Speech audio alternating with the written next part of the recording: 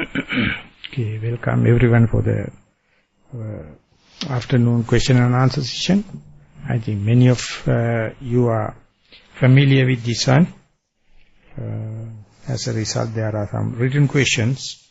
So I will start with the written question. Meanwhile, if there are any comments or any further questions, we can accommodate as we keep on going.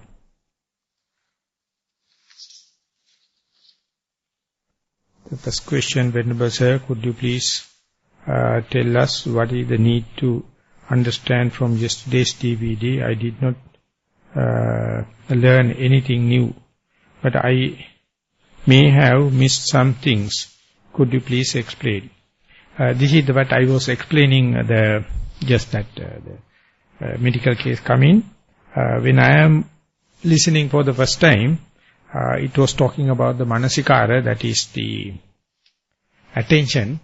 And it's a very good, nice topic. They are started specifically that Alan Wallace topic. He says the plasticity of the attention, or the changeability of the attention. How much we can monitor, how we can guard, control, or steer our attention. So these are very fundamental questions, because is the attention under our control or not? And one significant thing is the attention is the most proximate factor to the mindfulness also. But the attention can be a wise or unwise, yoniso manasikara or ayoniso manasikara. Whenever attention becomes misdirected, unwise, definitely it will become the proximate enemy for that particular person. Whenever the attention becomes wise and appropriate, that is the biggest benevolence, biggest friendship one can have. So therefore this attention, whether it is wise or unwise, appropriate or proper or not appropriate, it's a completely says that law of the jungle. There is no predictability. So if that is the case, whatever the properties we have, whatever the assets we have, whatever the endowment we have, it completely become dependable on the particular attention. So can we, or how can we train it? How can we take it under control? For that, does the attention have the plasticity, the changeability? Last, I think one before the last, maybe we had the Avijja Sutta as the main theme for our retreat, and there also the Buddha mentioned the proximate cause for the mindfulness is the attention. If the attention is wise, definitely moment by moment you are leading. If it is unwise, it is misleading. And then how can we control the attention? So I carefully listen, but as far as the attention as such is concerned, if you have to consult the literature in the Theravada tradition, it says before the attention, vitakka, after the attention, cetana. So attention is in between Pali terms I am using. Vitakka is known as the applying thought, or in the Burmese method it is simply called naming, labeling, noting. Labeling, noting, everything is known as vitakka or samma sankappa. And if you are keeping labeling, in case of a weakness in the attention will be strengthened. And another factor is that your own will, your own motivation, what is called cetana. So these two, the manasikara, the attention is, have two brackets, two sides. One thing is vitakka, the other one is cetana. So that gives a much more practical grounds for someone to take it under control. That means if you know how to apply the thought, vitakka, or the naming or labeling, then you are slowly gaining the power of controlling of the attention. if you do not have the vitakka, samma sankappa or vitakka or naming and labeling, then the manasikara is beyond the control sometimes. So therefore, knowing this principle, attention, if it is not well attended, will be unruly. Knowing that it has the plasticity, it has the changeability, you have to have a kind of a strategic way, stages to take it under control. For that, I think in the talk also they found that if the attention is plasticity, someone's moral conditions, moral responsibilities could be adopted and adjusted within the course of life. And his emotional body also could be trained according to the changing of the attention. And his understanding of the reality, things as they are, also possible. And one studies or creativity or directed attention towards the mathematics or art, that also will be enhanced. So therefore, if someone to accept the plasticity of attention, that is a kind of a revolutionary idea, because otherwise people are very stereotyped. They are running in a rut. In the psychology it says after 40 is finished. Everyone is in a rut. They never change. They will not have. They will not be happy to change even the pattern, because they like, this is my rut, and they are fallen into that. But if you are to appreciate the plasticity of your attention and the plasticity of the brain in the sense, then you can ever be like a child. You can change yourself and undergo any kind of training. So therefore, in the talk, they have not mentioned about the vitakka and chetana, but attention, vitakka, attention, applying thoughts, and the volition. These three are the tools we have in the meditation to advert the mind to a necessary object. So, in order to illustrate this, it says, if you are taking a yacht, that is a rowing boat, a lot of rowers are there, it's in a competition or something like that. So, all the rowers has to work in a harmonious way to get the momentum.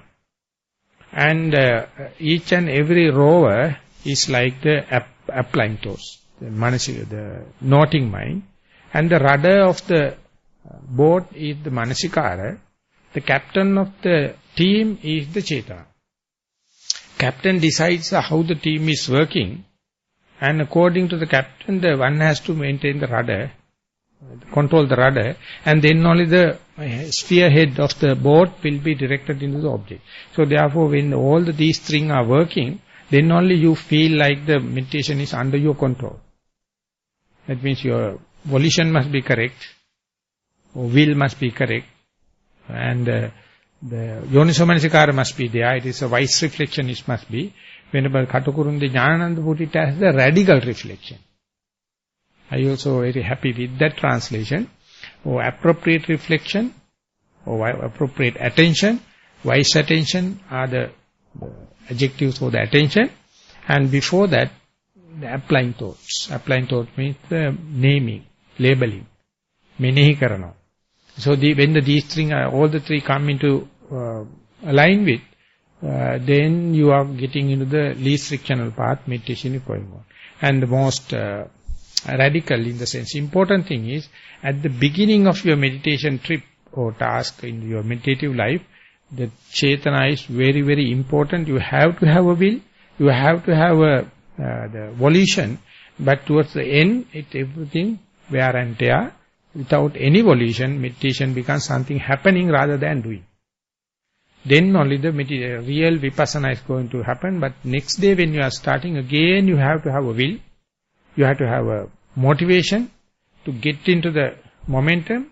Once it's taken into the momentum, you must know where and when to put into the autopiloting. That means no more intention is necessary, no more volition is necessary, no more will is necessary. Meditation will take the momentum. And then onward, there are better chances for you to get into the radical reflection rather than unwise reflection. earlier, whatever the reflection you yourself will recognize as wise, but later you will question yourself. By number of time, again and again practicing also, only you have to understand what does it mean by wise reflection, what does it mean by the unwise reflection. So at the beginning, don't arrive at a decision. You just go by the rational knowledge. When the maturity come only, you can see whether you have taken the correct or wrong. Therefore, simply what you have to take is, whole trip is a trial and error. There is no other way. You have to do trial and error. By practicing, only you have to arrive at your own ways and means. Towards that, I think that conference is aiming to changeability of our attention and how much we can take care about our own life. But as far as His Holiness Dalai Lama is concerned, his primary aim is not to attain Nibbana, specifically not in this very life, because he is prescribing something Mahayana tradition, and he is talking about ethics. That is also the worldly ethics. A very nice term he is using for that. So he says by training the attention and everything, even the citizens or worldly beings come into their responsibility towards their ethics. That itself enough for the moment. Because so much in the world is unruly, they have no responsibility towards the ethics. So therefore he says that taking the what is the other term for the celestial and worldly. That is what another word he is using. The worldly ethics. By training the attention, if you can come up to the common grounds toward the ethical responsibility, that's enough, he says, as far as the Western and Eastern bridging is concerned. So therefore he is not much talking, but in Alan Wallace's talk, he went further little into that. He told not only the ethics, we can go to the development of creativity, understand the things as they are, and your emotional body, everything can be trained, taken under control, if you believe that attention is something plasticity. It has something changeability. And the 2006, I think, they have, after the conference, they have published the book, well written, Train Your Mind and Change Your Brain. That is the topic. If you can train your mind, your brain circuit can be completely rewired. You can be completely new person. Earlier the Western psychology was thinking the mind is a hardwire system. You can't do it after 6. Up to the age 6 it is changing. After that it is becoming a fixed no more. But they accepted that train your mind and change your brain. To train your mind, the most important thing is the attention. Because it is talking about the leading to the mindfulness. And they know that you are opening a large array, if it is a worldly or the supramundane or mundane, you have the option. And before finishing this topic, I would say, in the common sense, what is the wise reflection is, what is the radical reflection is, at the face of better, if you are ready to give up good, that is, I would say, wise attention. No one is ready to give up good, even at the face of better. That is what I say, the foolishness. Meditators getting so much of opportunities day by day, the better opportunities, but they never give up good. Because it is familiar, it is known, therefore you are again and again and coming and justifying the good, not ready to give up the good in order to get the better, then no one can save you. So much you will miss the bus. So radical reflection, the wise reflection is the only one telling, at the face of better, please forgive and forget about the good. Good is good. But the meditator is the only person in the world can understand the good and the better. But we are so conventional. We are so in a rut. we are fighting for the good, even at in the face of better, then we have to say sorry.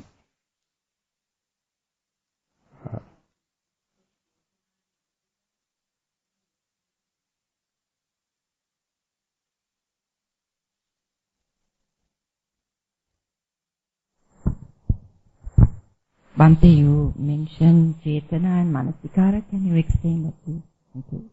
Chetana and Manasikara? Can you explain that, the English word, Bhante? Yes, that I already mentioned. I will give the synonym. But I mentioned both that he was talking about the Manasikara. I would like to put before Manasikara, applying thought must be there, Vitakka. After the Manasikara, Chetana. It's a series. So therefore, you have to see the Manasikara under the light of these two corresponding mental factors. Vitakka is being translated as applying thoughts. Manasikara is being translated as attention. And Chetana is being translated as the volition or will. So, if you wish to get the whole picture, what I thought was, you have to consider all the three because they are very important and very sensitive towards the success of the meditation or mindfulness. And the second question also the same. I also feel yesterday, that is why even without asking the question, I wanted to come, but this question is last night when you explained about the Sati and Manasikara was not completed yet due to the situation, one participant got sick. So, therefore, the first question is asking what is the significance of the whole talk. Significance of the whole talk was the plasticity of the Manasikara or attention. But what I thought was adding to before the Manasikara, Vitakka, after the Manasikara, Chetana, that means applying thoughts, attention and the volition, they are happening in a sequential way.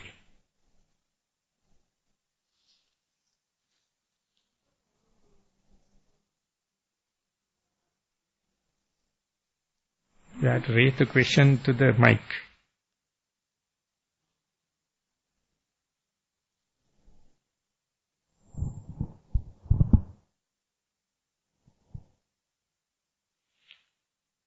Yeah. Bhante, can you give an example of good and better in meditative life? Manasikara. Yoniso Manasikara, Ayoniso Manasikara? No, you said that to give up good for better. So, an example for good and example for better. So that's why I am referring. Yoniso Manasikara means, you know, I will put it in this way.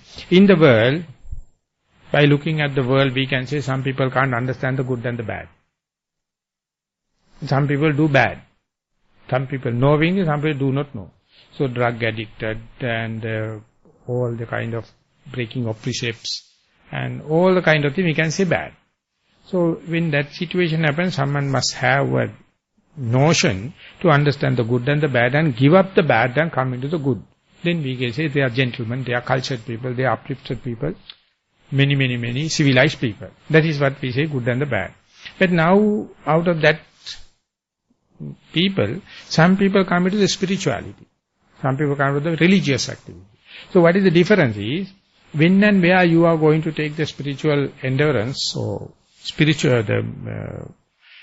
religious activity, now your problem is not to select the good and the bad.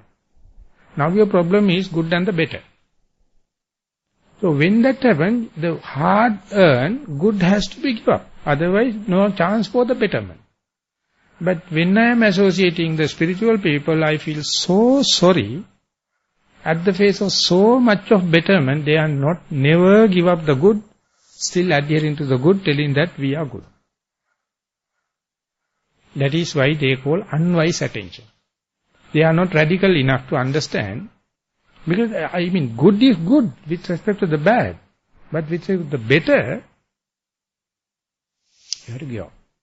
So, in the meditation, when you keep on going, you develop at a time, the mind is naturally going to the past and the future.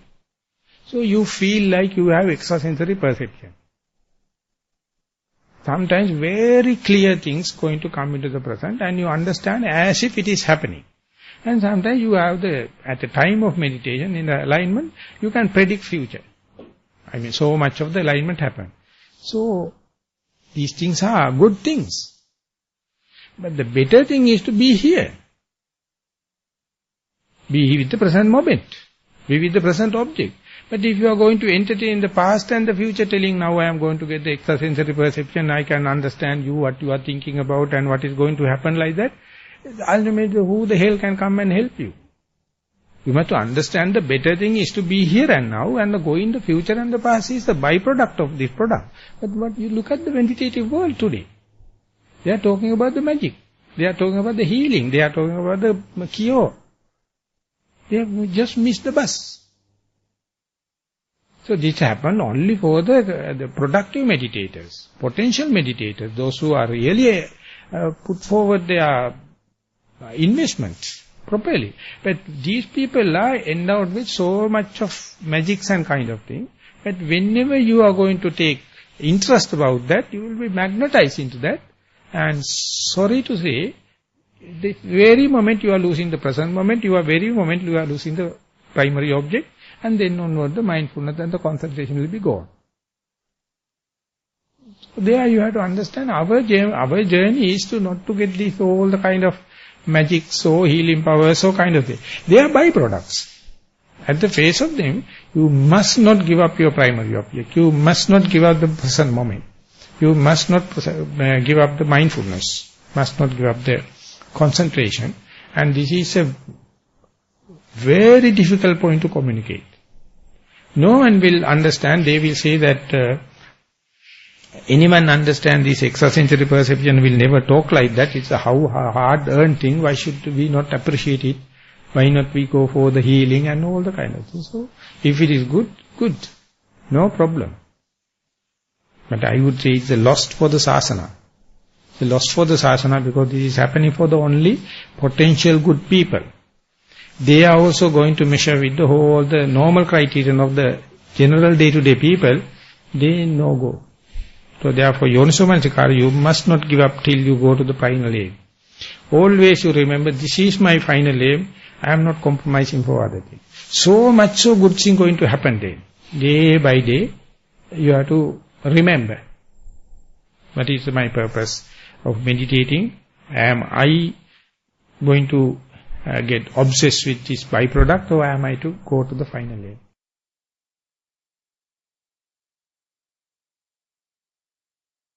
Venerable Bhante, could thought manifest in the absence of sensory objects?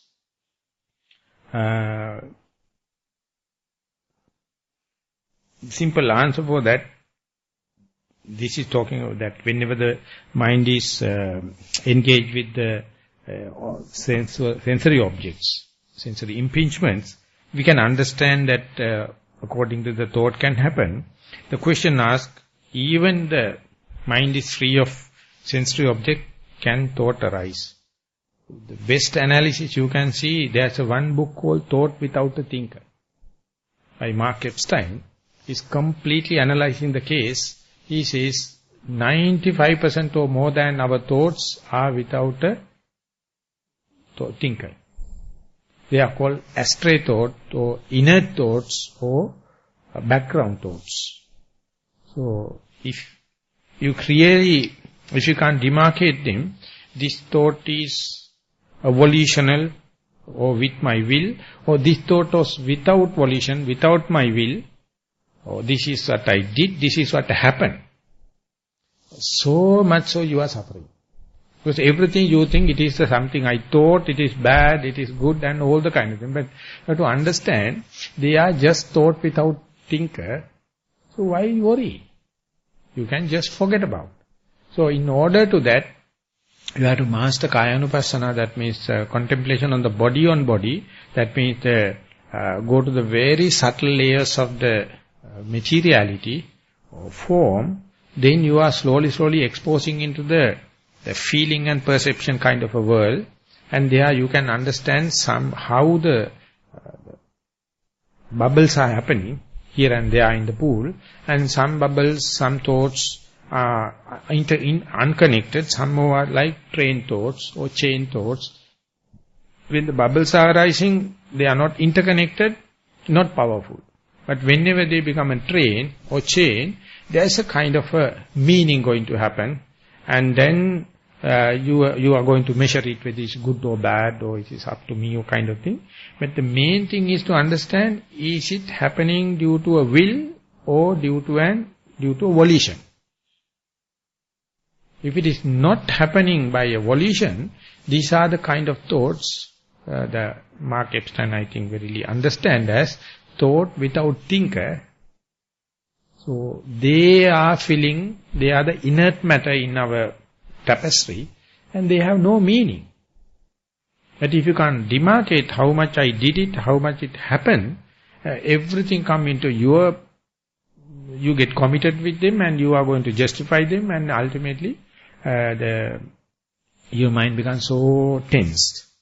So irritated.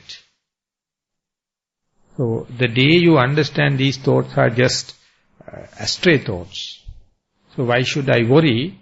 You must have a good boldness to understand it. But this question is aiming to that. Could thought manifest in the absence of sensory objects? In my terminology, I assimilated anindriya patibaddha vijnana. Indriya patibaddha vijnana means the consciousness related with the sensory objects. The consciousness related to the eye, ear, nose, tongue and the mind. So when the mind become calm, object become very subtle, you go to a consciousness, kind of a meditation. There you can understand your mind is not connected with the visual objects, not connected with the sound, not connected with the smell, tongue, even though you are touching in the sitting place, or it is not a thought also, but there is a kind of a consciousness suspending, unrelated with the sensory objects. So when you come up to that level, you can see, when it is happening for the first time, it is very hilarious. You feel like suspending, or you are going away from the gravitational force, it is suspending. And when you are mastering, you can see even under such circumstances, there are some kind of thoughts. It is becoming slowly proliferating. But there is no meaning. There is no desire. There is no hatred. But the thoughts are busy. So ultimately you will come to know, what is this? Some thoughts are there. But if you ignore them and go, no problem. Or if you are going to worry about them and then you are going to measure them, you are the very person wasting time. So you have to understand the thought that without much of a connection to the sensory objects, but it is a kind of a momentum. It's a kind of a rut in the mind. It do not know how to rest. Always proliferating, something like a seashore. When you go there, all the time waves are there. You can't expect a sea without wave. Likewise, that you can't expect the mind without thoughts. But it is also, you have to make the statement very cautiously, because due to your immaturity only it happens. But if you ignore them and go, ultimately these thoughts also will be ceases to exist. Then only you are going to understand the utmost serenity. But if you are going to worry, thoughts also will be increasing, and worries also increasing, and you are wear and tear too much. But you have to understand there are thoughts, nothing to worry, and you go the unwavering way, then you can go to a very deep layer, and there you feel like you are in a bunker. The war is going on, but you are protected. And then more and more you go to the unworried situation, the deep layers of consciousness and the concentration and the mindfulness can be experienced. Now I am using it, but the many scholars have challenged it. There is no such a thing. But I will find the term. It is in there's a kind of a consciousness that in the Majjhima Nikaya the Buddha has mentioned. He says not related to, it appear like not related to the matter. You know, the mind and matter is working always together. So this appear like something, mind is working without a matter like. So therefore it appears contradictory. But this indicates the matter has been gone into the source, such a subtlety, it is going unperceivable. But even that you are not worried. That means you are ready to sacrifice your body. You are ready to sacrifice your likings and disliking. And then it go to very subtle layers, and before going there the fear arises, uncertainty arises, monotony, boredom, all the kind of situation, checking whether your mental health is correct. If we are disturbing kind of, definitely you will be running mad. Even the healthy person will be shocked. And if you are ready to go there, you go to a very subtle layer. We can say in the material world, we are passing the matter, we are going into the dark matter, and then we are going to the dark energy. Still we are talking about the matter. The physics, they say, is now 5% matter, 25% dark energy, 70% dark, so 25% dark matter, 70% dark energy is still the matter, but the subtlety is going. So at that level only mind can comprehend the mentalities. In order to that, the grossness of the matter has to be going to very, very, very subtle layers. To a rational mind it appears like no matter, no substantiality, no form, no corporeality. So definitely that such a mind is not connected with the eye, ear, nose, tongue, or that kind of thing. The second part of the question verily asks, without matter can thought be generated? That means can the mentality live without physicality? But the physicality have many, many layers. The tip of the iceberg is apparent, but below the iceberg, there's a part, you can't see it. That is what now the physics are naming as dark matter and dark energy. And when you go there, still it is a representative of matter, but the physical qualities are not there, very subtle. And then there's a kind of a very subtle mentality also coming together with at that level, and you have to go little deep and deep into the consciousness. So they are the how do you call, the challenge to a particular person who is doing is, that sometimes he feels the part and parcel of his body unperceivable. Another part is very heavy. Or you feel like wavering, you can't control it. Or sometimes you feel like it is rectifying, getting off like. Even then unshakenly, if you can maintain the mindfulness, then only you can go to this, the subtle part, the subtle areas of the matter, and then according to the consciousness also go to the very deep layers. So that is what it called, that you have to sacrifice your body and the life. There is no, whatever it may be, that is why that lady's epilepsy. So what is simple thing? Nothing to worry. It's death and the life, that's all. Even if death is what is the big thing there? Finished. And if we are not ready, if we at the brink we are going to check whether we have the life insurance and all the kind of thing before meditation, to go into that level, you have to go back home again. We are coming back to the corporeal body. So there you have to be ready. So that's a challenge. That is the way I would say the biggest generosity. It is not the writing a check and giving this much and the food and the kind of thing. I mean, it's a starting point of the generosity. But at the meditation, it has been questioned, it has been challenged, your life and the body.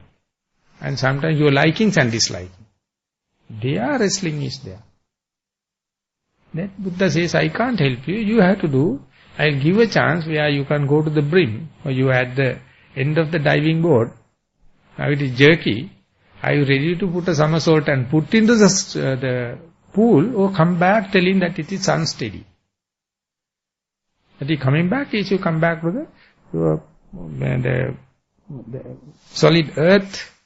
That means your ego, your desire, your conceit.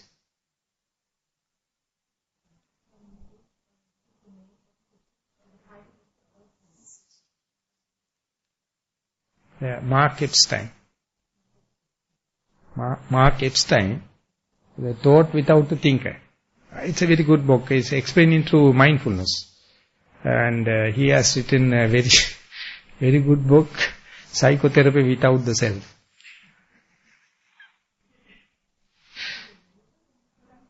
No, it's a Mark Epstein, it's an American scientist. I mean, a psychiatrist, and meditation also he has done. And going to pieces without falling apart. So these are the things that of course it is given to me by Professor Padmasiri in Melbourne. But anyway, once you read it, you understand what the message he is going to communicate. And it's a real challenging. He says he first did the mindfulness and then studied the Western psychology, and he is now explaining the whole phenomena of the Western psychology. It is based on the egoistic. Now he says psychotherapy without the self. For me, it is giving so much of a vocabulary. To explain the unexplainable to the Eastern and the West. So it's a good way opening, because now bridging happens, East and the West, and it happens with this psychology and neuroplasticity and the educational techniques. There are very nice books are there.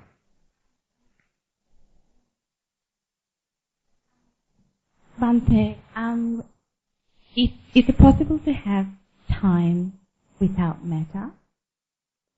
Time in the sense of past, present, future, without matter or perception of matter. Space-time is the one term coined by the Einstein. He says that earlier we thought the time is a separate dimension and space is separate dimension. Matter come under the space. It occupies the space. And now he put the term time, space-time. It's interconnected. He says both of them are created by human mind. There is no absolute as such. So as far as the space is concerned, we measure space with respect to the matter. If there is no matter to comparatively compare it with, we lost the idea. For example, if you go to a space and there is no other thing, if you are in such a vehicle, you don't know whether you are in a speed or not, because there's nothing passing. Unless otherwise acceleration happens, you feel it. When the acceleration happens, you feel. But if you go into constant speed, you can't measure it, whether you are stable, stand still or moving. Because there is nothing to compare it with. All this, the space and time is happening in the comparative basis and the relativity, and that is why the space is measured or comprehended, grasped with respect to the space. But they are married together, time and the space happening in together. But the Buddha mentioned, as far as you are going to the past and the future, and going from here to other, that is ignorance. Whenever here and now happens, that is the reality. But our mind, the natural mind, untrained mind, never happy to be here and now. So therefore it is always projecting the past and the future or other places. And with respect to only they can assimilate, deduce here and now.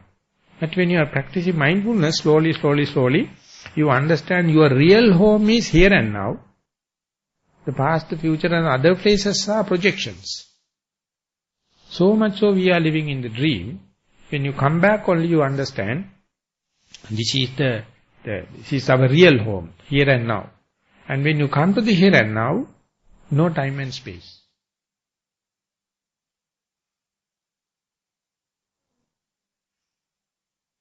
So if you, in the practice, go to a place where, say, a yogi doesn't see the breath, and it's a subtle, there's no perception of breath, at that point, have you transcended time and space? From the solid time, now your mind is training to go into the no time, a kind of dimension. So therefore at the beginning you have to acclimatize it again and again and again. That means from the start you get the gross breath and come back to the subtle breath and subtlest breath. And you go to a point where you can't feel, you can't remember, you don't know whether you are alive or not. And at the beginning it appears like an accident. It appears like something novelty. And therefore you feel it is ineffable, unperceivable life. But if you go and be familiarized it, be seasoned it, you gain kind of ineffability reduces, there's a kind of a thing. And from there also yet another dive has to have taken place to go to the transcendental. This is kind of a concentration state, but it is very good for the wisdom to arise. But even then you have to welcome the wisdom. To welcome the wisdom, first and foremost, you have to familiarize this situation. Understand, this is my real home. Not the world which is related to the senses. The consciousness related to the senses is kind of a drama, kind of a dream, kind of a illusion. And with respect to that, this is, mind is more one-pointed, even though it is unexplainable. But at the beginning, what you get is not the real one. Therefore, once you go there, you have to train in such a way, each and every sitting, as long as possible, to understand this inner space, understand this whole body experience, and be familiarized it. And from there only, you can get the correct view, and there only you can understand the transient nature, and the suffering nature and uncontrollability. And then there's a chance, but it is not assured everyone is God. Whoever come here is going to jump is not an assured one, but to welcome wisdom training then onward. This is a very good stable concentration training, good junction in the concentration.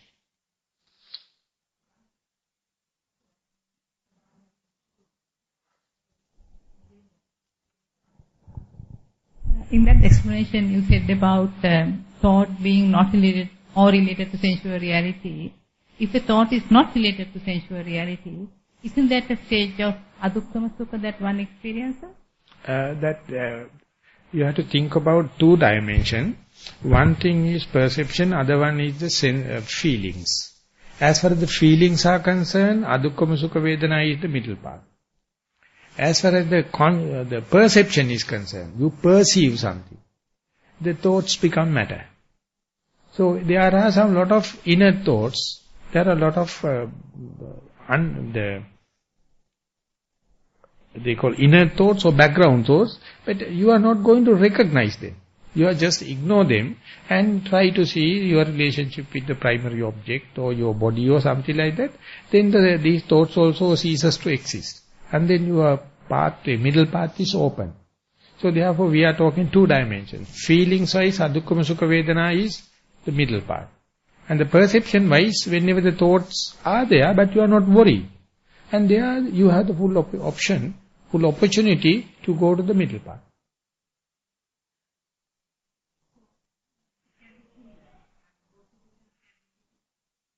No. That different character types are there. Some character types are very feelingful. For them, adukkama sukha vedana is more addressing, more appealing, more juicy. Some people are thinking type.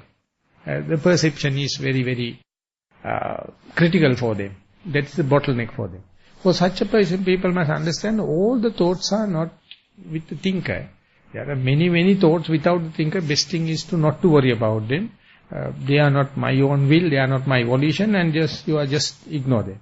And then for them, that open another pathway to cut through and go there. So therefore, feeling type, perception type, and other is volitional type. Three character types of people. So one person who is full of feelings, his middle path is adukkama sukha vedana. No pain, no pleasure. And the other kind is thoughts. Yet another kind of people are there. There are so much of volitions, so much of will, so much of motivation. There is also another character type. So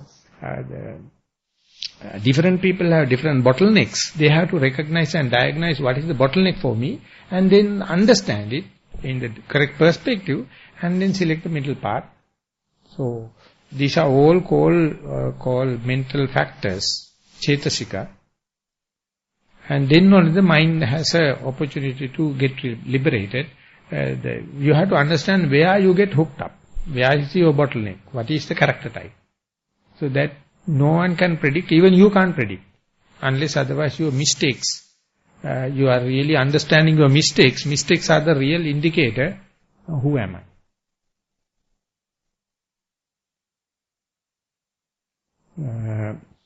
Yet another question, I find it difficult to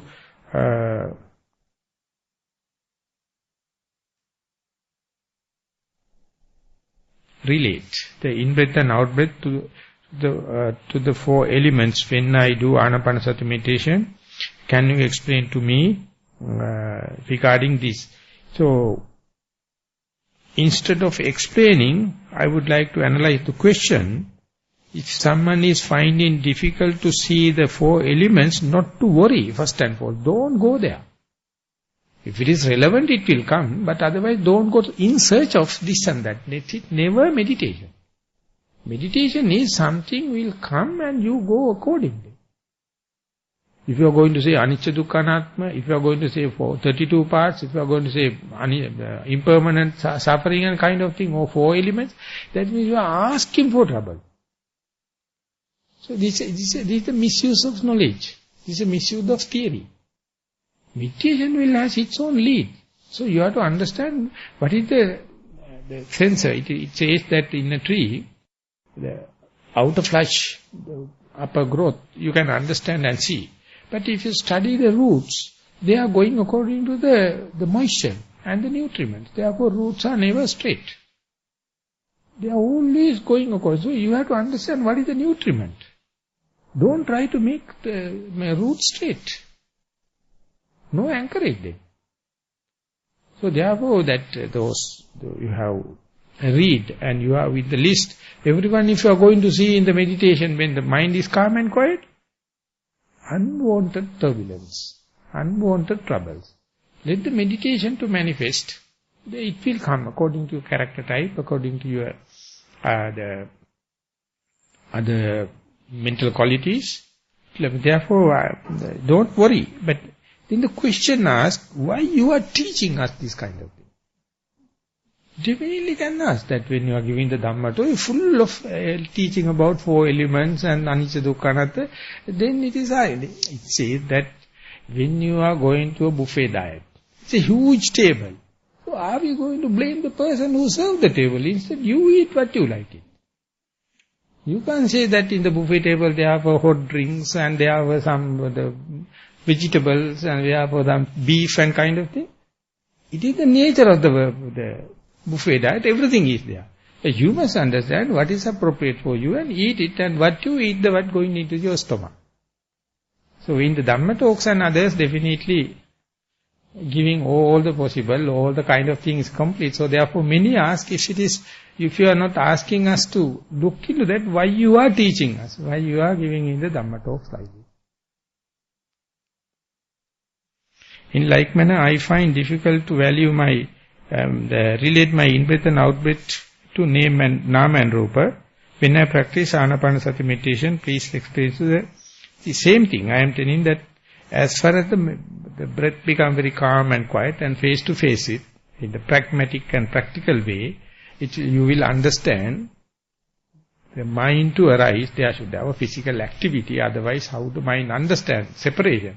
So here the air element is touching, and understanding this in-breath touch and out-breath touch is understanding something and process is something. That is what the general meaning of the Nama-rupa, or name and the matter. So therefore, once the mind become calm down, concentrated, you will perceive it. For the moment, what we are talking about the theoretical knowledge, to get it the direct touch, you have to keep on practicing, and after time, it is always an accident. So always an electric thing to understand, is this the one, matter and what does it mean by the matter and the mind. So it is not a rational you can ponder into. When the concentration happens, a blip happens.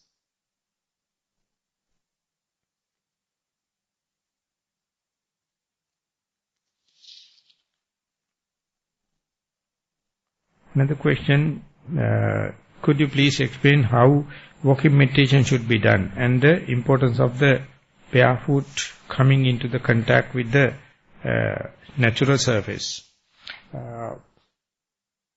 Yesterday, that in our familiarization program, I did not take time for give the explanation about or instructions about how to sit, how to walk, and how to do the day-to-day activities. That is because I thought that, presume that everyone knows, otherwise you can refer to the book as I mentioned. But this question come in the walking meditation in the practical, questioning of practical points. How walking meditation should be done. Walking meditation, in the reason by reading and practicing and associating with the other co-practitioners, I found the walking meditation is very significant in this sense, because walking meditation never you let you into a dream world. Always open eyes, connection to the body is always there. So therefore, Kayanupassana, the corporeality, the form is you can't do away with. So therefore, any person who is having kind of a uncontrollability of the body or mind dreaming kind of thing, physical and mental, if you feel it is abnormal, go for walking meditation. Never the abnormality happens in the walking meditation. Because it is open eye, it's a touch with your own body is always there. So therefore it is never lose the connection to the Kayanupassana. So all the time, before sitting, you have to practice walking meditation, and when you are doing, comparatively, sitting meditation is in a sitting posture, walking meditation is in the walking posture. For the sitting, you need one little space, but for the walking you have to have 30 to 35 steps. The land area enough for such a long steps. And in the sitting meditation, your attention is directed to one particular place, but in the walking meditation, as the leg changes, the touching point also changes. In the sitting meditation, you are much appreciating natural breath without forced breathing, but in walking meditation, definitely, intentionally you have to do it. And in the sitting meditation, you are getting the touch of air, the earth, the rough part of the air element touching your skin, your sensitivity of the body.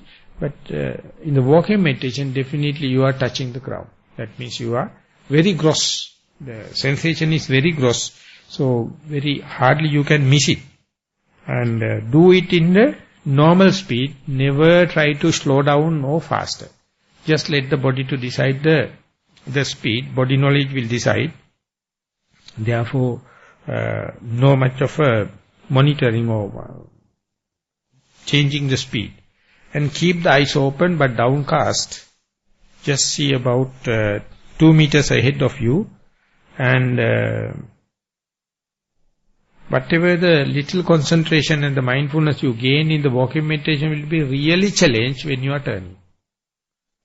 So therefore it is a part and parcel of the training. Don't think it is your mistake that when you are turning you are losing the mindfulness. But try your best to keep the mindfulness, but it is being challenged. And the second part of the question is, and the importance of the barefoot coming into the contact with the natural surface. So it says that we are touching the Mother Earth. Most of the time we have no connection to the Mother Earth, but when I feel quite uncomfortable when it is explained when I go to cold countries, Western countries, because it's very difficult to have it. But in Sri Lanka and India, we can invite you to go to the barefoot, walking on the sand. But even then, I found those who have not familiarized with that, they get, it's too hard for them. Walking on the rough sand. So therefore this sand is for such leg, little bit rough. But the advantageous thing is, the first 2 days you may find it difficult, but third day onward, the roughness happens in your legs. Then onward, you can cope up with. So therefore, the going with, and when you are walking, this like a artificial flow, the leg has to adjust according to the flow. Leg has to come and make the flat. But in the sandy soil, the sand has to adjust according to the leg. So therefore, most of the curvy areas will be touched, titillated, and these curvy areas is the one, as far as the reflexology is concerned, these are the area connected with the digestive tract. So if you are walking on the flat area, never you touch it, never you get the stimulation for the digestive tract. But instead, if you are walking on the sand ground, and if this is being stimulated, it's very good after after a meal, giving reflective massage. And even other places, when the sand is adjusting according to its own, sand is adjusting according to the shape of the leg, it is massaging the legs, the sole, in a very, very multivarious way. So it's very, very good if you can have a sand bed. So whenever you have it, whether like this, it's very much appreciated. And in order to promote it, it says that most long-living people in Azerbaijan, I think in Russia, they understood why they are living long. They found that their water is very pure, the air is very pure. They are living on the high mountain. So to bring water and the firewood daily, they have to go up and down. And the steps are very rugged. They are not using shoes. So daily they have to come down and go up. And therefore legs and the hands are getting enough massages. So they have long life, it seems.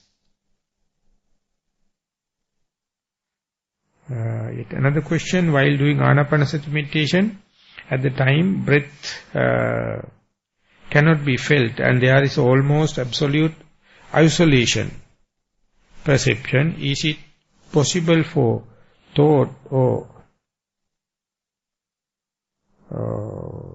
chetana, thought or chetana to manifest? This isolation is a kind of losing of the boundaries. If the mind goes to the very, very subtle layers, you lose the boundary, this is me and this is not me, the layer breaks. And then you feel like an egg shell is broken. So this is it says losing the boundary, and there are also, isolation is not the real term, but to explain what I am telling, the in and out boundaries disappears. When that happens also, sometimes the thrilling kind of feelings, and sometimes the fearful kind of feeling, sometimes lost, or the uncomfortable feelings can happen. That completely the circumstantial. Very difficult. If you go prepared, if you know it, you can understand it is positive. Otherwise you feel like lost. The in and out boundaries disappears. So this is the point that you must be ready to experiment with yourself, not to open your eyes, not to go for force breathing, not to give up, but yet to continue with the same subtlety. Then can understand after a while some thoughts and chetana can manifest. At the beginning, when the thrills and frills are there, no chetana thoughts, but once familiarized, still you can see here and there are some feelings and thoughts can happen. But these thoughts are no with much of an content, no much of a essence over there. So you have to just forget about and go there.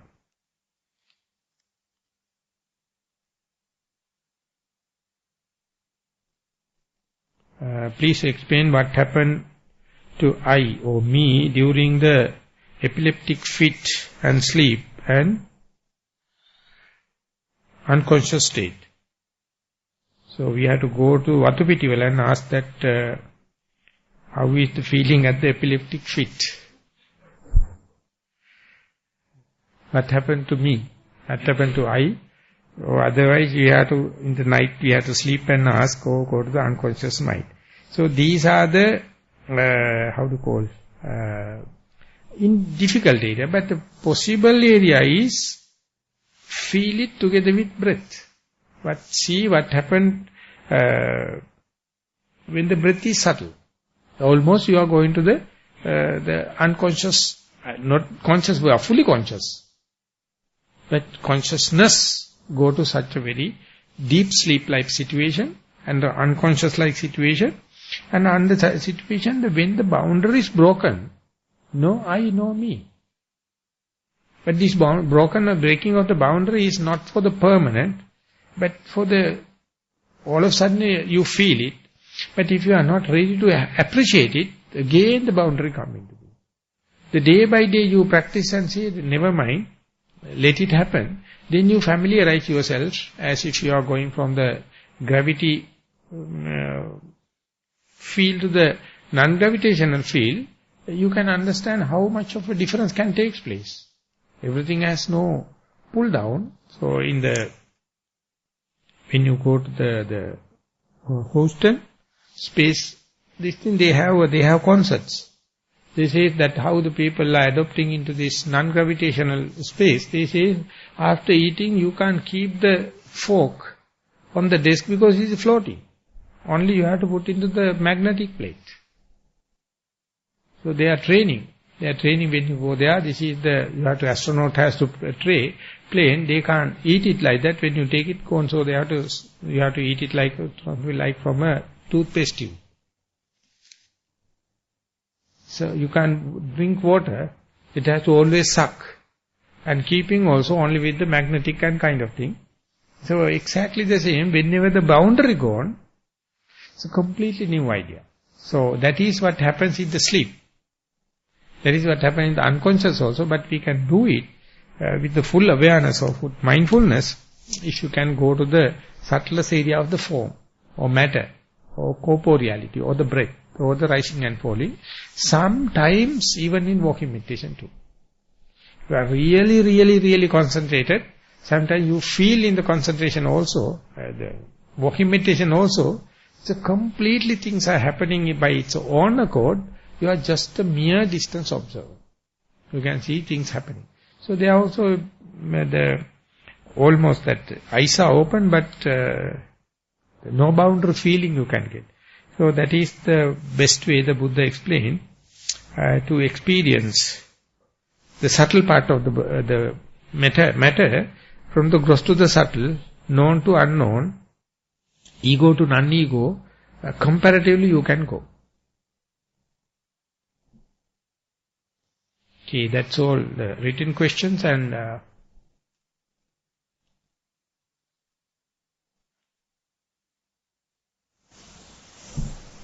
according to the timetable, how much till 2:30? Now it is 2 o'clock. Yeah, that means about 20 to 25 minutes available.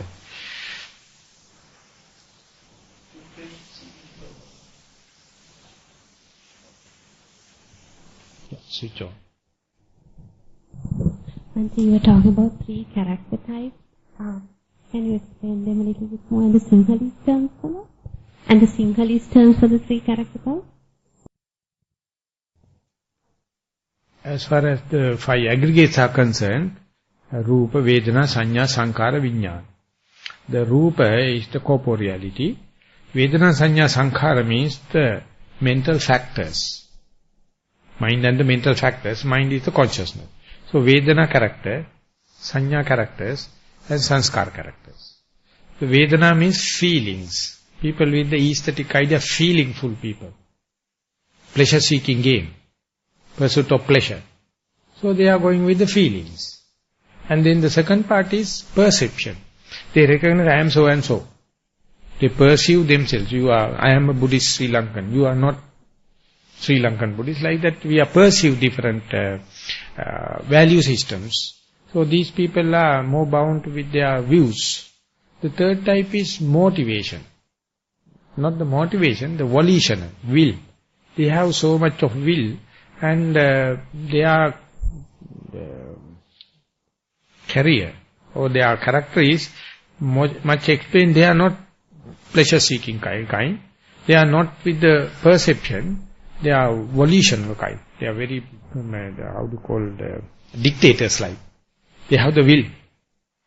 So likewise, sometimes each single individual have all the three, according to their morning to the midday to the evening, early part of your life and the middle part of the kind of thing. But meanwhile, there are some characters also. They are very, the musicians and others are feelingful people, artists kind of thing. And other perception, and some are very adamant and very dictatorship. They are with the volition. That is what they are worrying about, will. So therefore it says, the last retreat we had the Upadana Parivarta Sutta, and there the Buddha mentioned that for the feeling, perception and volition, all the three, immediate proximate cause is the contact. Due to the contact, feeling arises. Due to the contact, perception arises. Due to contact, volition arises. So therefore, whenever contact happens, one person can't perceive all the three. One person can perceive what is his or her volitional, the character type. But the whole world, we can divide into three, generally into three character types. But they are not hard and fast concrete. But at a time you understand only one.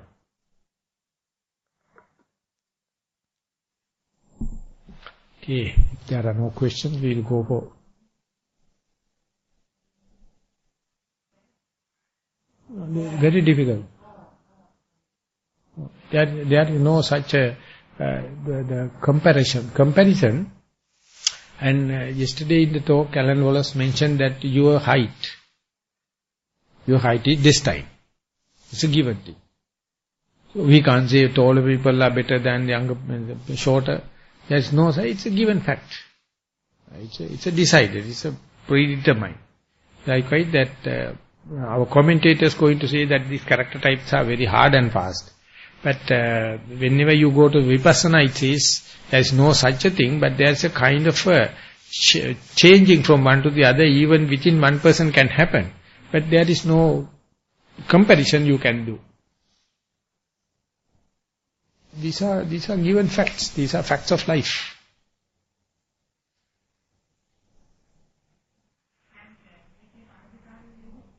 Maybe?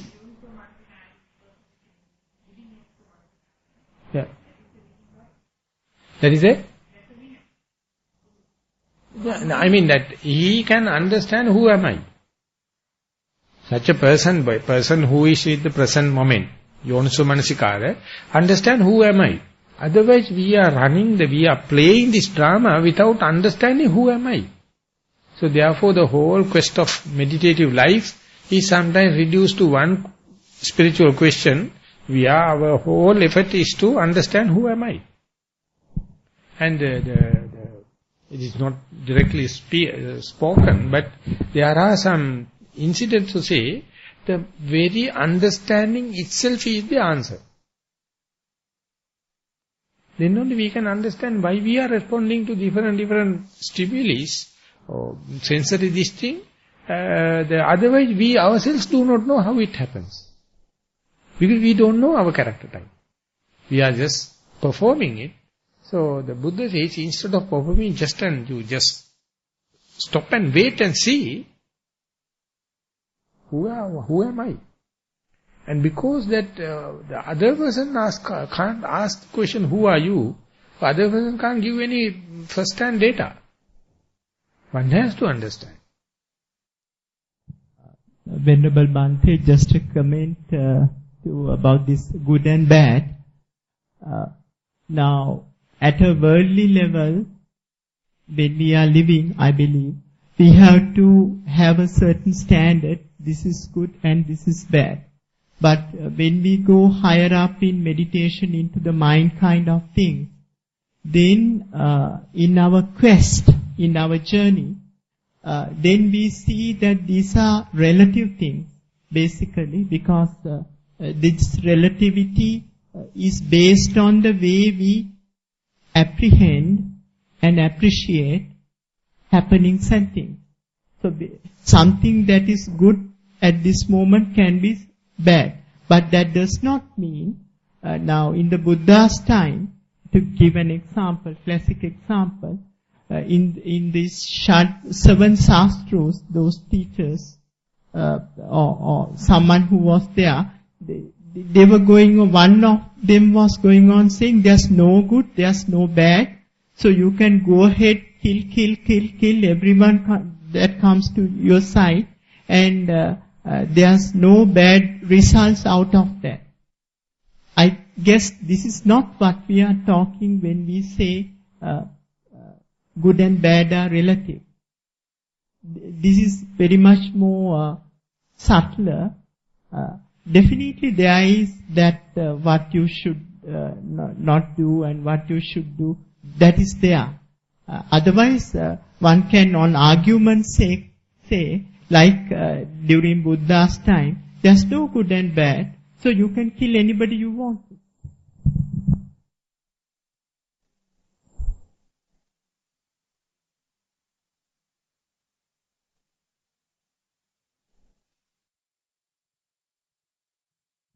Swami now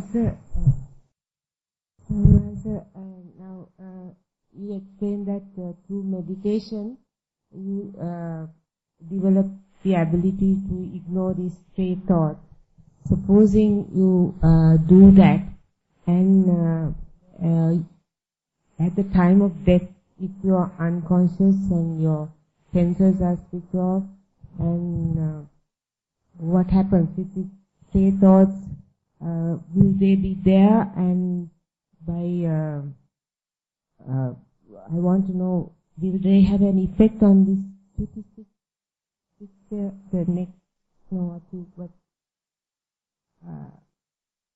Am I using the right word? That I don't get the question. Yeah. So at the death moment, whether the astray thoughts will be there or not? Yeah, that's what I want to know. Whether stray thoughts will surface at the death moment when, if you are unconscious, when you are dying, if you are unconscious. Whether that will result in the chutisita and the next birth. That is what I am telling, that unperceivable and unexperienciable, we can just talk and think. No one can competently give an answer. Instead, do it now with your consciousness. Then you can go into the unconscious level, consciously see when the thoughts are rising, whether they are stray thoughts, whether they have an intention, whether they have a desire, hatred, or any ignorance, whatever, or just astray thoughts. Then we are very conscious. You are not in the deathbed, you are not in the unconscious situation. And then you can understand what is the meaning of thinking. So there only you can project, if this is the case under such circumstances, what will happen there. Otherwise, this is what you are asking is, there is no record, there is nothing perceived, there is nothing can be verified data.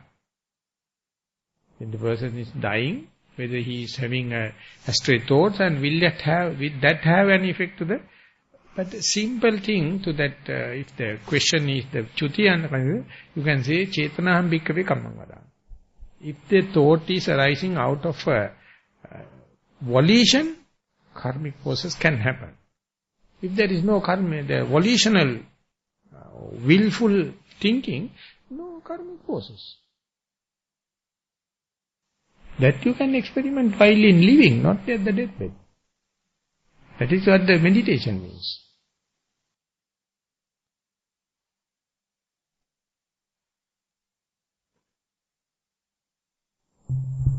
Reverend Singh, how does karmic force act on a person, particularly after death? Does it go along with his bhavanga chitta and then transfer from Chuti Chitta to Pratisandhi Chitta, or does it come from outside, I mean, from space of somewhere? Because I feel if it goes along with his Bhavanga Chitta, it might look like an Atman. How does it happen? My way of analyzing it, just like this question, we have to take death in the macro level and micro level, conventional death and momentary death. So if you can really mindfully look at the in-breath, towards the end of the in-breath, it becomes subtle and subtle and subtle, your perceivability drops. And there's a gap, and then in-breath starts. In-breath is become gross, and again it disappears, and once it becomes unperceivable, there's a gap, and then the in-breath, out-breath arises. So in between in-breath and out-breath, there's a gap. Consider this as a death. How the transference of karmic forces happen, that can be experimented. But you can perceive it because it is happening under your very nose. Now if you put into the conventional death, very difficult, because we are talking about something in the blue. So this is why the Buddha says, if you wish to know, once the breath become tamed, breath become face to face, see the beginning of the in-breath, beginning of the out-breath. More and more you see the beginning of the in-breath and beginning of the out-breath, you are bound to see the end of the in-breath and the end of the out-breath. Because our mind is naturally not happy to see the end of the out-breath and the end of the in-breath, because it is unauspicious to the normal mind. So therefore Buddha says, see the beginning of the in-breath and see the beginning of the out-breath. It is very auspicious thing.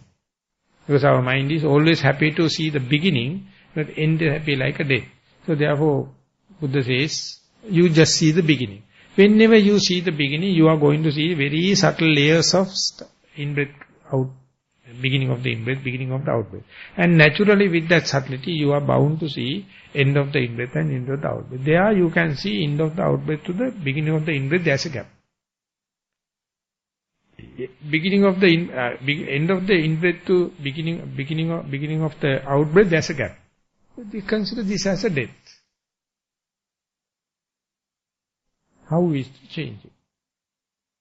This is exactly what happens in the conventional death also. So therefore, the day you understand it, this is something verifiable, something under your very nose, then we are reaching with the known to unknown, close to the subtlety. Otherwise, whatever you are going to, this Bhavanga Chitta is never mentioned by Buddha. Because it's a wrong usage. Bhavanga Chitta is to fulfill the argument it is put into. Ale Vijnana is by the Mahayana tradition, and the Thero tradition taken the Bhavanga Chitta. So it is a lot of questions. In the Buddha's word, he never gives this kind of the vague explanation, because it is leading to skepticism. So he says that up to this much it is verifiable, go and you further in. Then find out yourself how is the momentary death. How it happens. So otherwise you can say, when you, now we say now I am 50s. When I am changing from 40s to 50s, it's the death of the 40s and beginning of the 50s. And there also how the bridge happens. So like a relay race, that one baton one has to take and pass it to other person. And that is how the relay race is going. So here also one moment to the other. And at the beginning the in-breath to out-breath. And then later Buddha says pleasure to pain, pain to pleasure. And then again go to the perception, different labelings we do, one to the other. And different motivations, different volitions, one to other. Each and everything there is a gap. There is a complete shifting of paradigm from one to the other. Each and everything is a death moment. So go into the deepest possible It is happening from out of the light of the present rational mind, rational perceivable knowledge, and then you go. That is what you call the noble quest. So then one day you can project to and see what will happen at the deathbed. And now there's the research are going on the near-death experience, and they explain accumulating information from them and analyzing. But this is all the third person. But this is first person experience from in-breath to out-breath.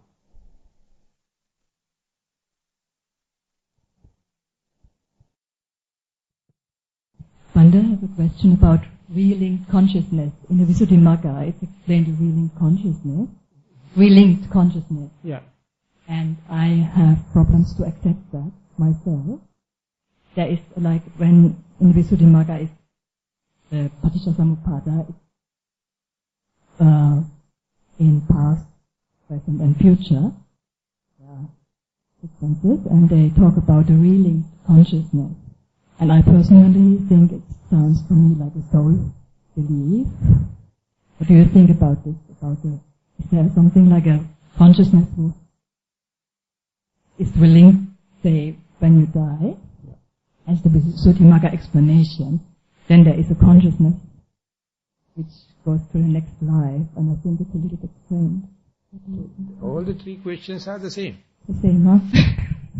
The same in that there is a mystics. There is a mystery part is there.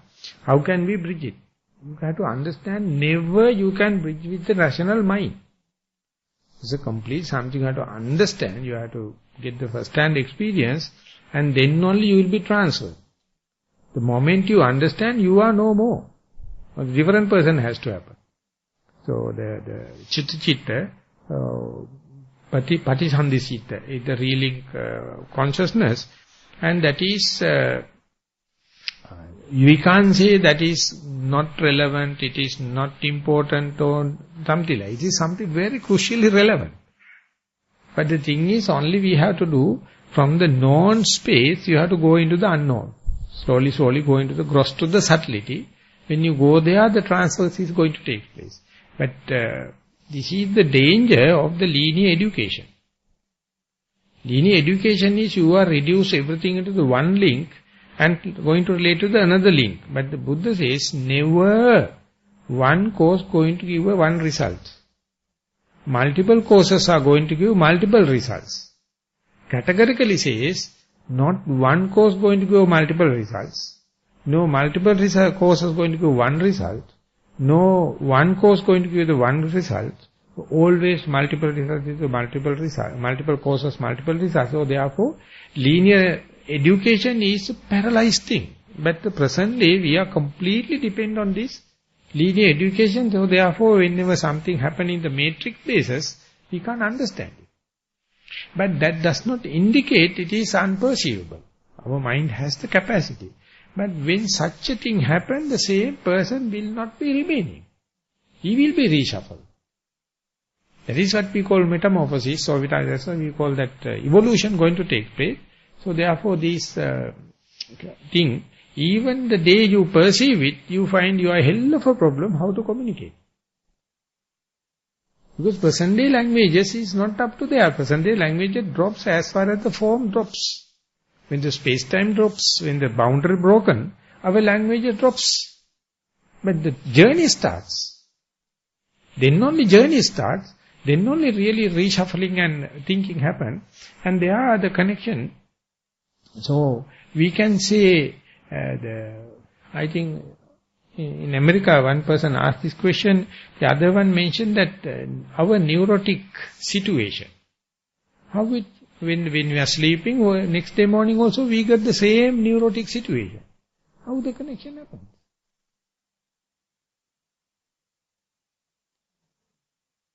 The same.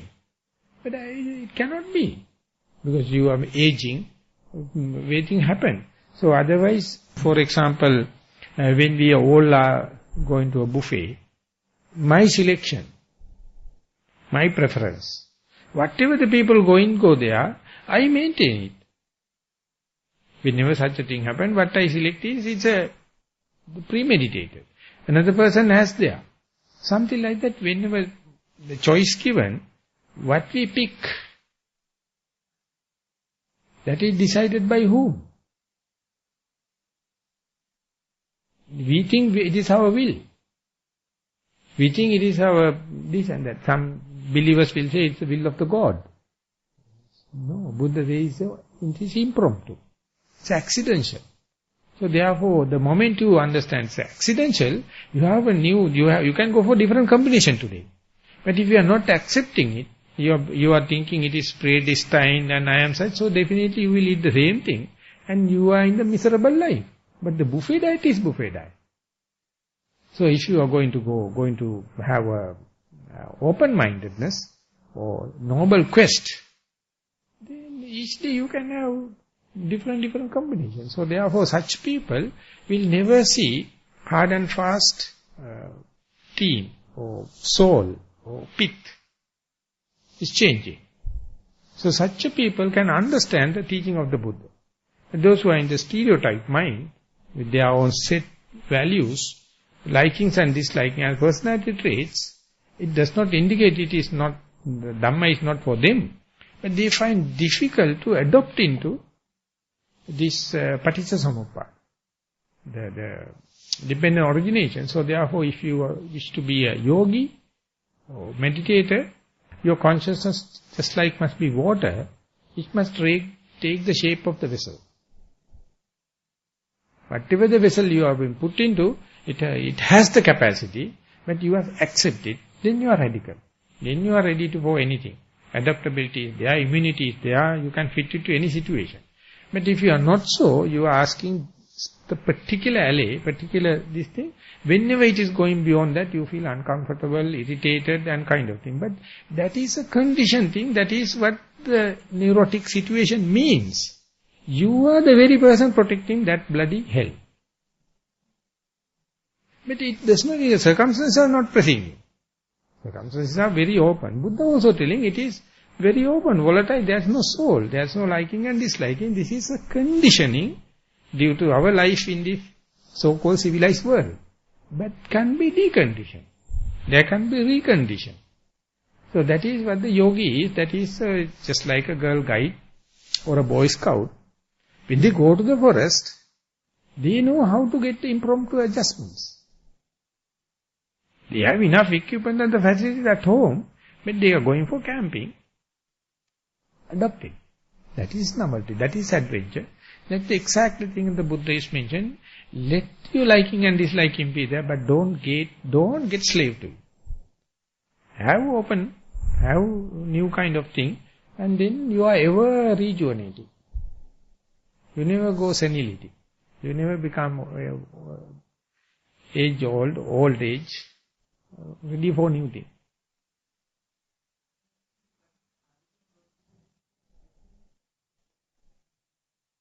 Accidental. Then you miss that, I can't remember. Impromptu, accidental. Yeah, you explained to us a while ago. Paticcasamuppanna. Oh, Paticcasamuppanna means anything can happen. That is what the present day, the chaos theory is going to talk, the top of the science, mathematician, they are talking about the chaos theory. Anything can happen. So very recently I read an article, the chaos theory and the karma theory. Karma also, we have the stereotype, good people everyone must go to the heaven, and the bad people, everything and go to the hell. But in the Sankadhamma Sutta, Buddha says, you don't believe by doing good thing you can go to hell. But even though you are going to bad thing, you may go to the heaven. So don't get stereotyped with kind of, because I know all panoramic. You have very narrowed view, therefore you think all the good leading to the heaven, bad thing to the hell. Not the case. It is relevant, it is comparative. So it is Paticcasamuppanna. I want to ask another question. I read not long ago a statement of a teacher, and he said when you get say for example somebody gets mad in meditation, this person would got mad anyways because of karma.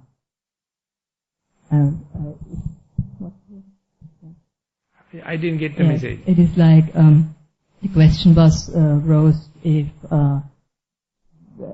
according to some method people get mad in meditation, and he said that some people who do the wrong meditation can get mad, and but they would get mad anyways because of their karma. They would have gotten mad anyways if they do the right method. It's their karma. And I was very shocked about this because I think the karma, as you said, can be changed moment by moment. What do you say about this, Banda? So that is why the plasticity of attention. That is the subject, plasticity of attention. Changeability of the attention. If you are not believing it, you have to accept the concrete karma theory. Everything is karma, everything is the will of the God, everything, blah, blah, blah.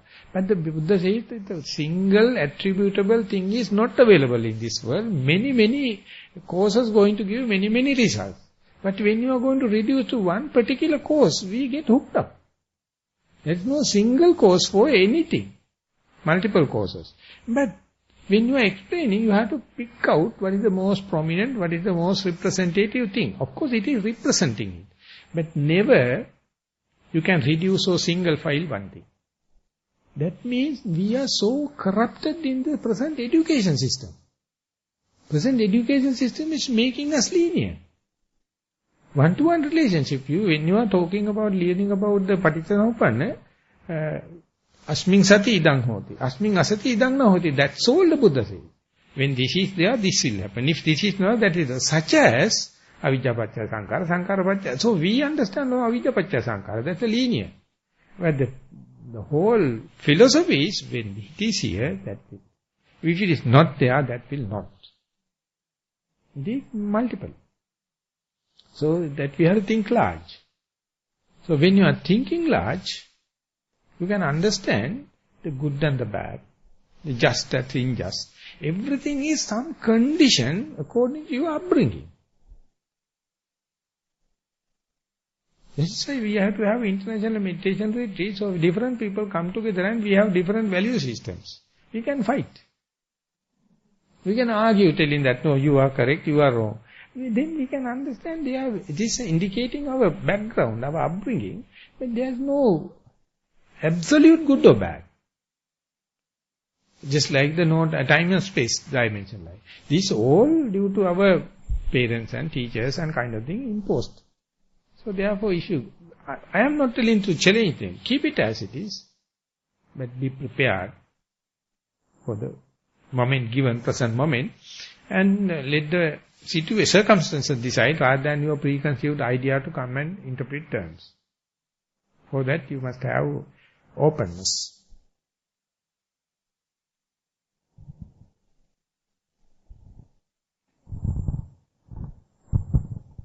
Bhante, that's my understanding that nowhere in the Buddha Sutras did Buddha specifically say, oh, this is the Samatha medication or this is the Vipassana. So we have at least two different forms of meditation going on nowadays. So how would we integrate those or actually use them to imitate the Buddha and what he intended? So that is one master coming from Thailand, Achancha. He mentioned there is no such samatha meditation and vipassana meditation. He said, be mindful. It will lead you to the whatever necessary. But later only these lineages are cut into that. This is samatha teacher, this is samatha meditation center, this is samatha center. This is vipassana teacher, vipassana method, vipassana teacher, like the differentiation happens. But I have been when Jnanarama was both samatha and vipassana in Nissarana. When I go to Burma, it's a pure vipassana, the Maha system. So I found difficult to adopt into. But anyway, maybe I am not directly tackling the question. Answer is, as far as you are keeping the mindfulness as the first and foremost, this question never arises. Because mindfulness is the proximate factor for the concentration to arise. concentration is the proximate factor for the wisdom to arise. They are chain actions. So if you are going to do concentration meditation, then you will be earmarked as Samatha Yogi. If you are going to do wisdom, this thing, Vipassana Yogi. But for both of them, mindfulness must be there. It is very preliminary. Basic building block. So if you go to the mindfulness, this problem never happens. So whenever someone is asking question, just understand, people are stereotyped. Some of the people never tolerate Vipassana people. Vipassana people never tolerate Samatha. So let them have their fight, but I ask them, or boil down to see, are you mindful? The mindfulness is there, no fighting. No fight. So we are taking one step preliminary, primordial, no problem. One thing, you are always mentioning about the buffet, but that the cultural aspect and the environment just come into play, because if you are a Sri Lankan, you will go in for the spicy, the Chinese will go for the Chinese, and the British will go for the roast beef and roast potatoes. So that is a cultural and environmental factor. Yeah. Now if a Sri Lankan grows up in UK, then he or she will then go for the roast beef. So that is an inbuilt thing, Bhante. It's not suddenly happening. You mean the buffet table? Yes. Yeah. So but you said that what you take is just happens then and there. I will put it this way, forgetting about the buffet. A person living in the present, I mean not sleepy, not fainted, for at a time he can listen, he can hear, or he can look, smell, taste, get the touch of the sitting, or think. That means 6 senses. So, possibilities are 6. So, theoretically it says at a time you can do only one. But the philosopher says selecting one means rejecting 5. Okay. So now you are such a person, you have a living situation, you can see, you can hear, you can smell, you can touch, you can taste, you can think. So what is, whether you become a seer, person who sees or hearer or smelling, touching, which one you are going to happen, do you have a control or not? But anyway it is happening. Once it happens, the preliminary situation is a buffet diet. And whether you are, out of that, you will be a seer, I will be a hearer, he will be a person smelling, he will be a tasting, he will be a touching. So we fight all together, going to try to comment about our experience. Same phenomena. So we have different things.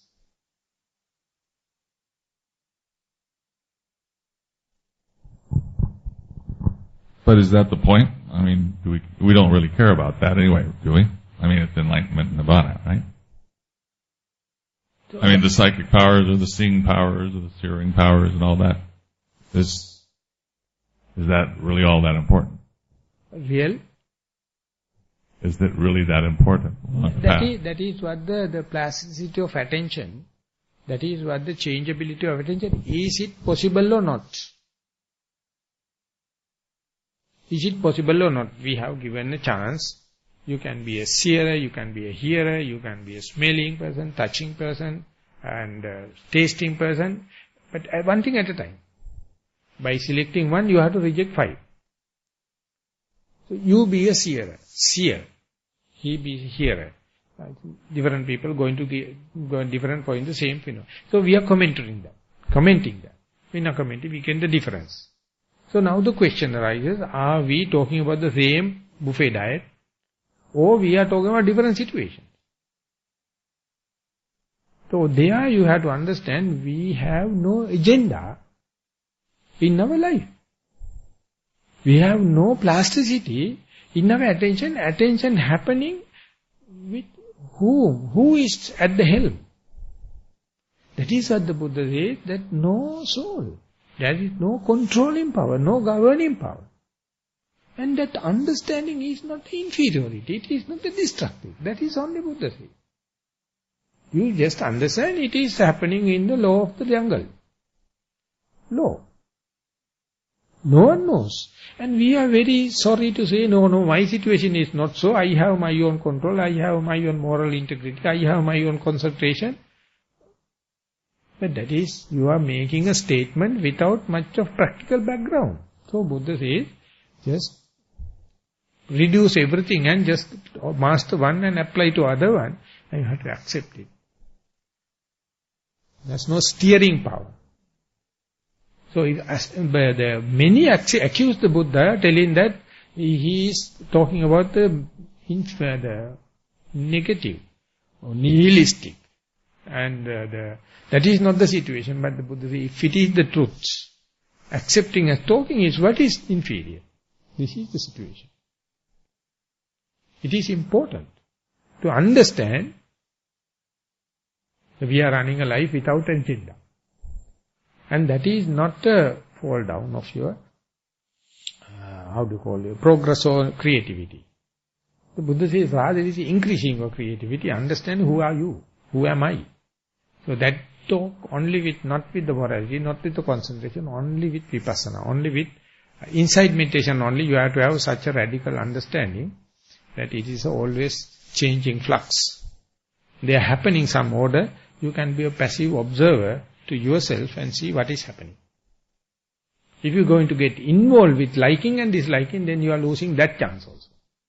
So instead, leave aside the liking and disliking, good and the bad, just see how the tapestry is moving. Then you understand that only the human beings can see it, other lowly beasts, completely run by their instinct. They have no chance of observing. They can't observe themselves. So therefore no way out. Only the human beings come up with the evolution. They can see very thing as when it happens. That is called unassuming, non-reactional and non-judgmental observation. So this is the definition for the mindfulness. You observe it non-judgmentally.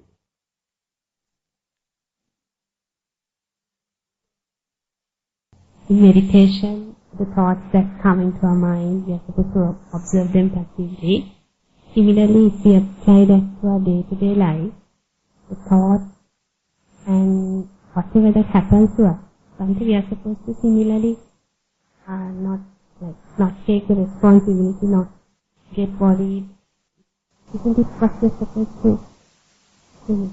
So that is why there are such 5 trends, the Buddha says, as are the manifestation of the matter, they are happening according to their order. It is called Utuniyana. And the mind working, they are in order, it is called Chittaniyana. Universal law of mind. Universal law of the nature, or the seasonal changes. And Kammaniyana. But they are, as far as the one person is concerned, Rupa, the matter, one train. Vedana, good, bad, everything is circumstantial. Sanya, recognizing it's a good person, bad person, superior, inferior, it's according to your label. Label also impromptu. And your will, I did it, I am going to do it, I am not going to let it like this, that's also your Chetana. And ultimately the consciousness, exactly the same. Buddha says, these 5 have the same principle. After happening, you can give explanation. But till it happens, no one is under the control. But accepting that is not the inferiority. Accept it so you can definitely forgive other people, other person, mistake them. If you can't control yourself with so much of morality, concentration and this thing, how can we find fault with other people? So you are not worrying about, you are not the tension going to develop, not anxious about the others' mistakes. That does not indicate you are callous. That does not indicate you have no feeling for them. You have sympathy, you have the broadness, because with all endurance, I also commit mistakes. So if it is so, why should we worry about the other mistake. Why should we spoil our mind? Why we should spoil our stream of consciousness due to the other mistakes? Of course, if someone come and say, Bhante, if you please see some mistake, please let me know, then it's a separate issue. But moralists and the people, those who have fault-finding nature, those who have the irritation nature, those people are thinking about everything must be in the orderly manner. Yeah, they themselves suffer.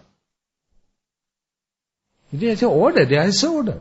The Chitta Niyama, Dhamma Niyama, Kamma Niyama, Bija Niyama, these orders we have to understand. As far as we are unselfish, then we can see the order. As far as we are in self or ego, we can't see the natural order. We are rejecting it. So we have to surrender, we have to be humble. Okay, now it is time up.